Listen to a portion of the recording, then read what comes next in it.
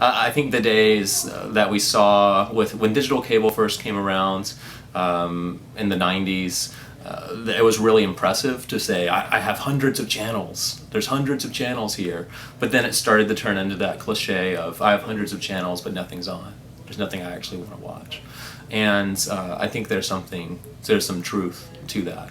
And obviously, they have to try to defeat that. And so part of it, and we've seen part of it already, like stations like G4, if you remember that, it was a tech-oriented cable channel. They just went away, right? So part of it is the market will just handle it itself, but part of it is these cable companies, Charter or satellite companies, Dish and DirecTV, will just have to say, we don't really want your programming anymore. I just mostly watch on my laptop, so I don't have a TV, we don't have a TV, and so I don't have cable. I have access, but I don't really watch cable, so I've always just kind of watched Netflix. Because it's easier time with time restraints with class and stuff like that. They can just kind of save a show or go back and watch it whenever they want to, instead of sitting down and actually watching a TV show on cable. Because all I hear about is Netflix, and people have their show on Netflix, and just constant the binge watching and stuff has kind of become prevalent. There's a new generation who largely are not looking to the movie theater as a place to see great narratives unfold. They're looking at the movie theater as a place for blockbuster, big budget films that make $1 billion internationally and have $100 million plus budgets and lots of special effects and explosions and stuff like that.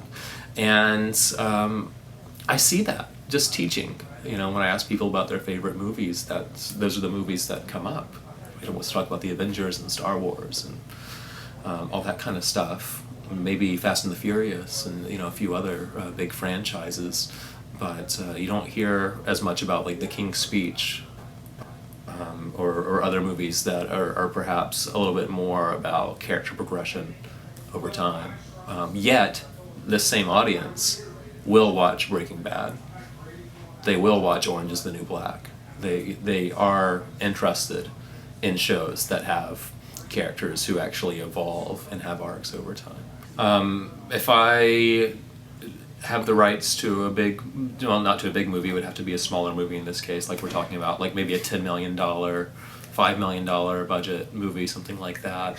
I would be very receptive to releasing that day and date on Netflix, on Amazon, Hulu, whoever wants to have it there the same day as the theater, because likely that level of movie just isn't opening nationwide anyway, right? It's a limited release. So I think that makes a lot of sense.